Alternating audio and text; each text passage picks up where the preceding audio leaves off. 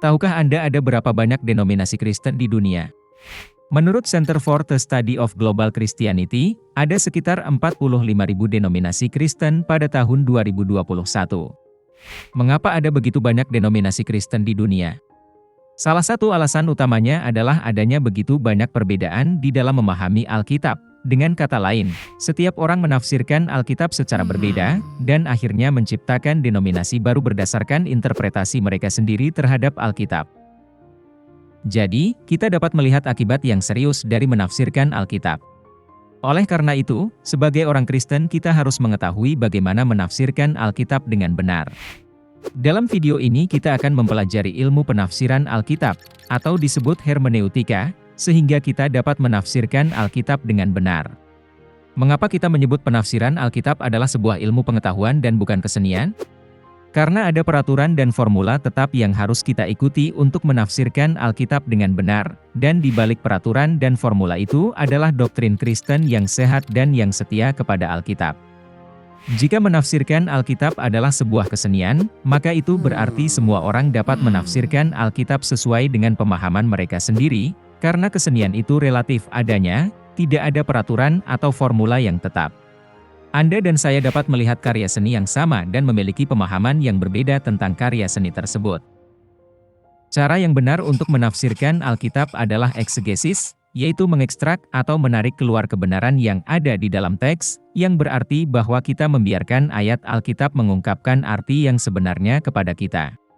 Di sisi lain, cara menafsirkan Alkitab yang salah dan tidak alkitabiah adalah eisegesis, yang merujuk pada proses penafsiran Alkitab dengan memasukkan ide-ide sendiri ke dalam ayat-ayat Alkitab, dan tidak berusaha memahami makna asli dari ayat-ayat Alkitab tersebut. Eisegesis dapat menghasilkan interpretasi Alkitab yang menyimpang atau tidak akurat, karena memaksakan pemikiran sendiri ke dalam ayat-ayat Alkitab, dan menyelewengkan arti dari ayat-ayat tersebut untuk menunjang pemikiran atau ide sendiri. Kita tidak boleh menafsirkan ayat di luar konteksnya, oleh karena itu, setidaknya kita harus melihat ayat di atas dan di bawah, ataupun seluruh pasal dari ayat tersebut untuk memahami konteks dari ayat tersebut secara benar.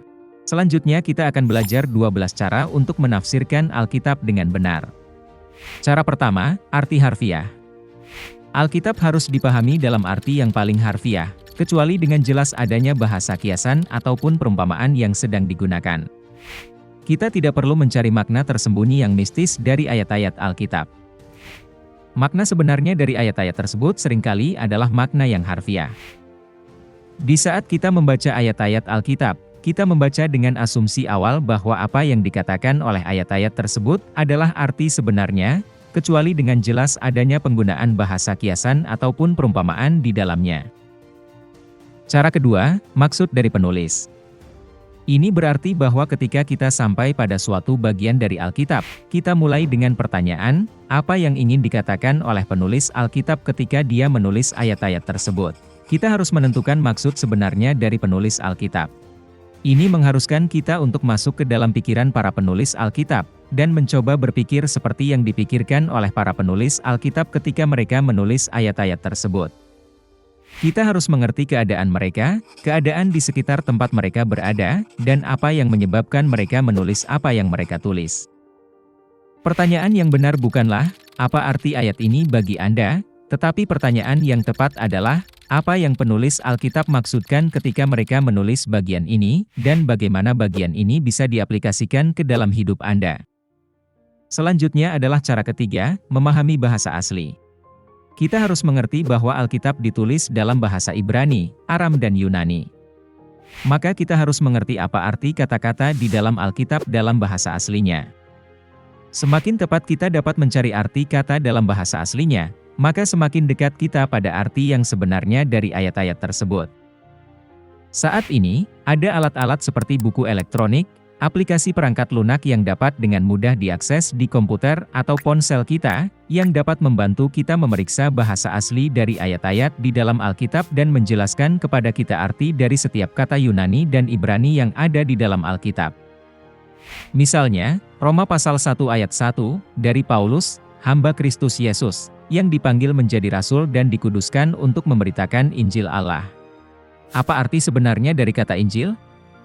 Kata Injil berasal dari bahasa Yunani, Euangelion, yang adalah kata majemuk yang terdiri dari kata eu, yang berarti baik, dan kata angelion, yang berarti berita atau pesan. Jadi, kata Injil berarti berita baik tentang keselamatan yang ada di dalam Yesus Kristus. Jadi, semakin kita memahami bahasa aslinya, semakin jelas kita memahami apa arti dari ayat-ayat tersebut. Cara keempat, struktur tata bahasa. Apa kata kerja utamanya? Apa subjeknya? Apa objeknya? Apa kata sifatnya? Apa kata keterangannya? Apa kata gantinya? Dan sebagainya. Misalnya, Yohanes pasal 3 ayat 3.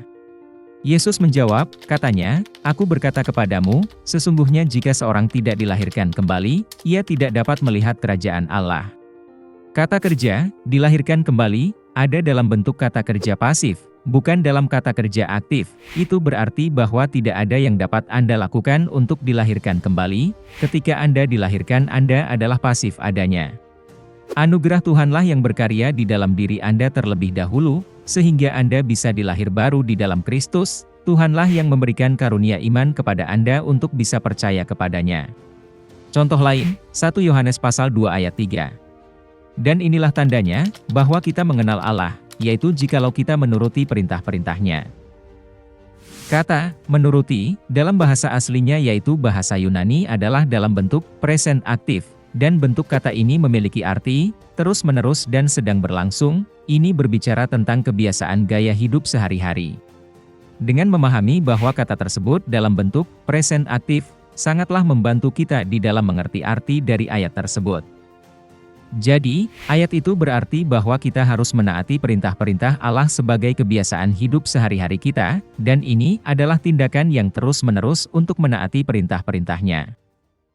Selanjutnya cara kelima, latar belakang sejarah. Untuk menafsirkan Alkitab dengan benar, kita harus menentukan latar belakang sejarah dari ayat-ayat Alkitab yang sedang kita baca.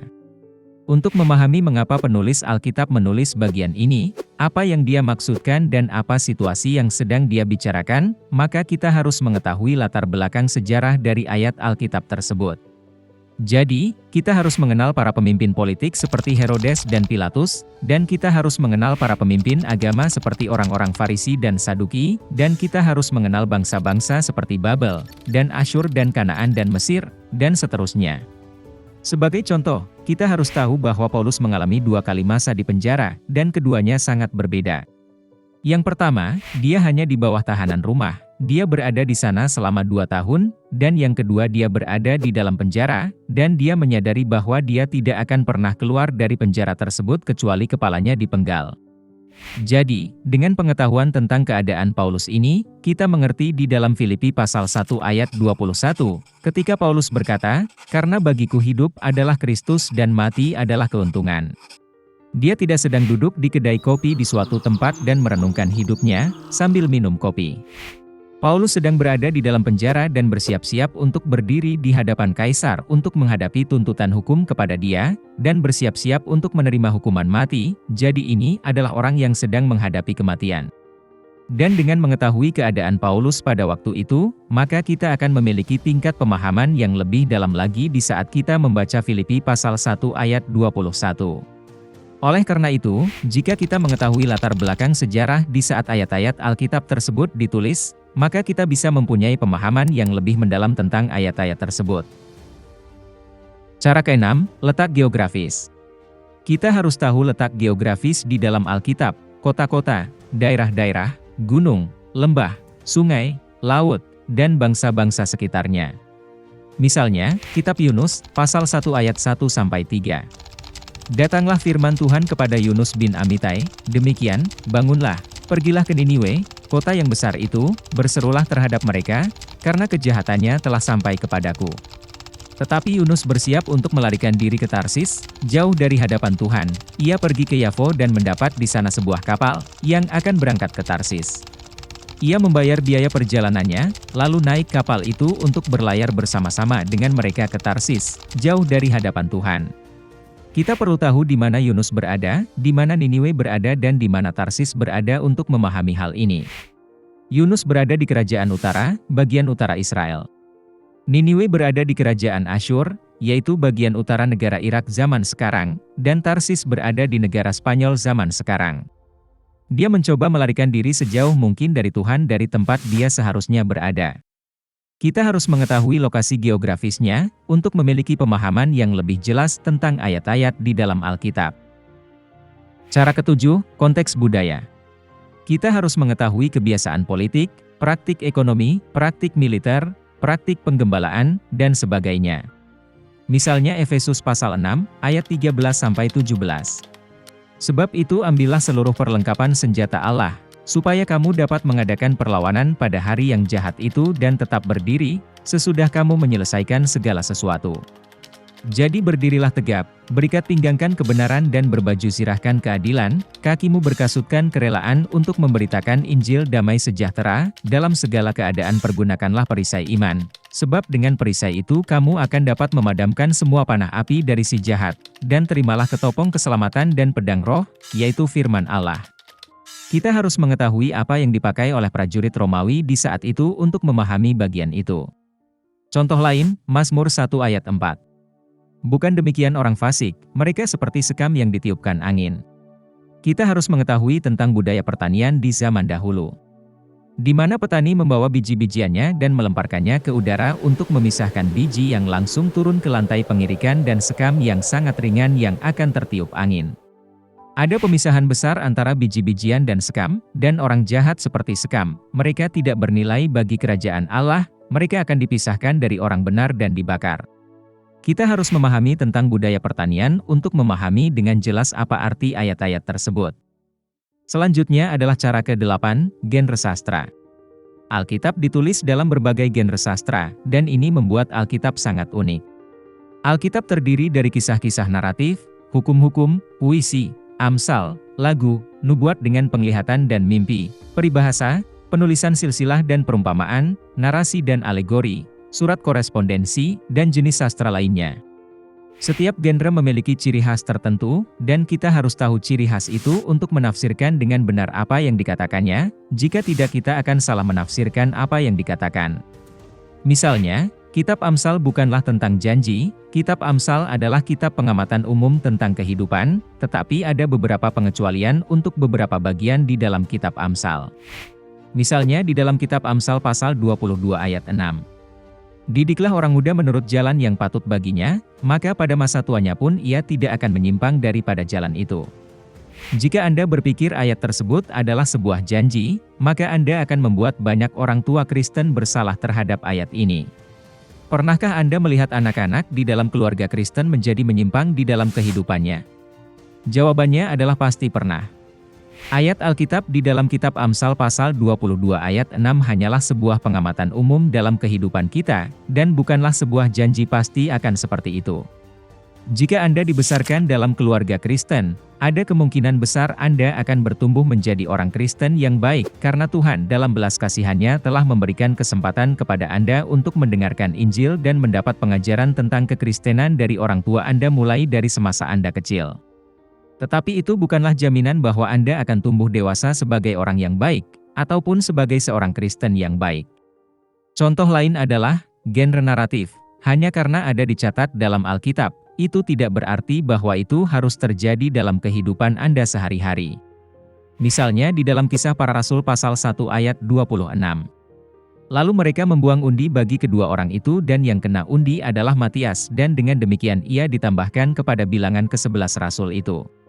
Mereka menentukan pengganti Yudas Iskariot dengan cara membuang undi. Apakah itu berarti di dalam gereja kita juga memilih diaken atau penatua dengan cara membuang undi? Kemudian, ada pembasuhan kaki di dalam Injil Yohanes pasal 13. Apakah itu berarti setiap gereja harus menjadi gereja yang membasuh kaki? Lalu di dalam 1 Korintus pasal 11, para wanita harus menudungi kepala mereka. Apakah itu berarti di setiap gereja, wanita harus menudungi kepala mereka? Jelas jawabannya adalah tidak. Cara ke-9, bahasa kiasan. Alkitab juga ditulis dengan bahasa kiasan, ini tidak perlu diragukan lagi. Ada ratusan kiasan yang digunakan dalam Alkitab.